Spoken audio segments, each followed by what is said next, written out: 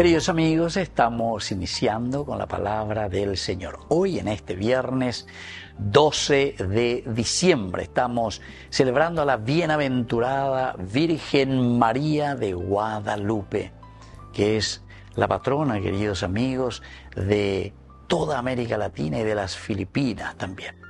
Queridos amigos, aquí desde el libro de Isaías, capítulo 7, del 10 al 14, y luego capítulo 8, versículo 10. El Señor habló a Ahaz en estos términos: pide para ti un signo de parte del Señor en lo profundo del abismo o arriba en las alturas.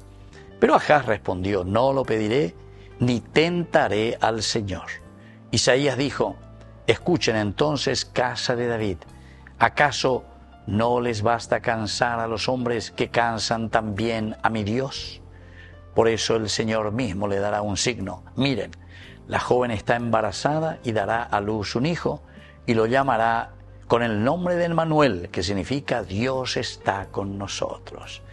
Queridos amigos, qué linda esta palabra, que nos invita también a nosotros a una confianza total, porque ñande yara o hijos e ñande, aquí nos dice muy bien, ¿verdad?, del profeta Isaías, que le dice aquí al profeta Ahaz: pide una señal al Señor. Es una de las primeras y pocas veces donde encontramos que el Señor nos dice que pidamos una señal. Después el problema. Ame la señal y cotea para demostrarte mi fuerza, mi poder y mi accionar. Y aquí es una cosa extraña, ¿verdad? Porque ya tengo siempre formar los signos a la señal. Hoy me quiero ver un signo, quiero ver una señal, por favor, para que yo pueda creer.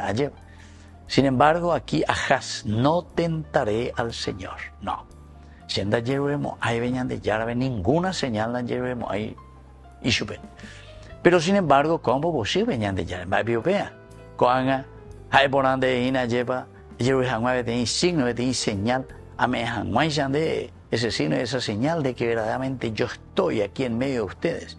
Y que tu la ñemombarete espiritualmente para que creas, no dudes de mi presencia en el mundo. Hay que pedir, puedes pedirlo. Ahaz: no pediré, no tentaré al Señor.